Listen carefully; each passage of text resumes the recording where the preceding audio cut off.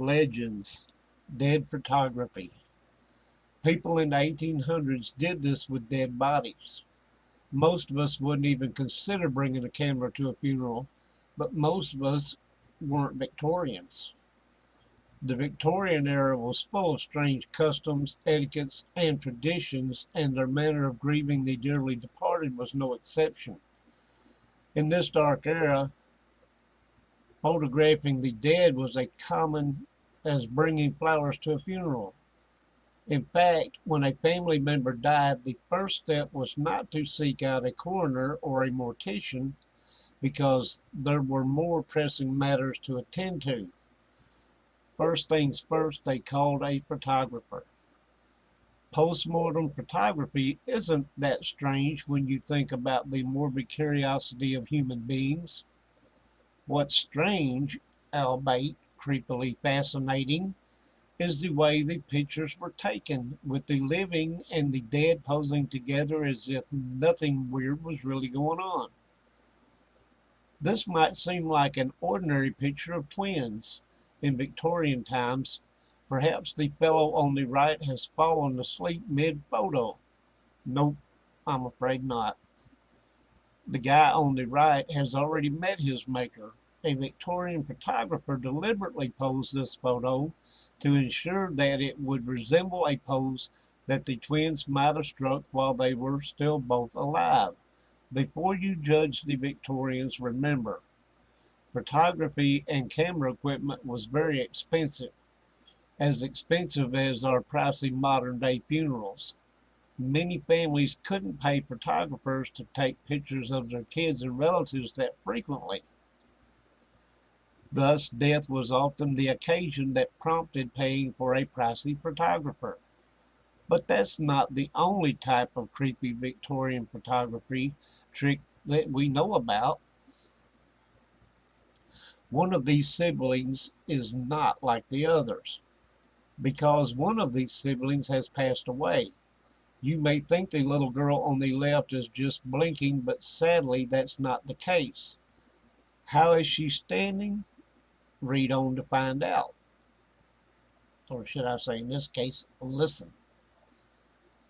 No funeral flower arrangements, no casket, just a posed picture of a deceased loved one, as if she's still alive. Yes, the hairs on the back of your neck should be standing up. This boy is also dead, but that's not what he's here to demonstrate. We've established that Victorian people photographed their dead for posterity before holding any sort of funeral services for their loved ones.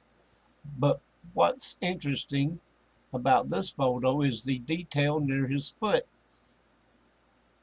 That's the evidence of the young man's stand. And Victorians posed their dead relatives like that. Ah, the grotesque and delicate art of posing dead bodies to make them seem almost alive. Victorian guides to building stands for the dead have been found in how-to manuals for construction, leading historians to believe that Victorian post-mortem photography was a widely accepted tradition. You won't find this in a modern-day funeral home. Could this possibly get any weirder? Ah, yes. Which sister in this photograph still breathes mortal air? I bet it took you at least a minute to decide. Without a casket and a massive spread of fragrant funeral flowers, it's sort of hard to tell who's passed into the world beyond the living, am I right?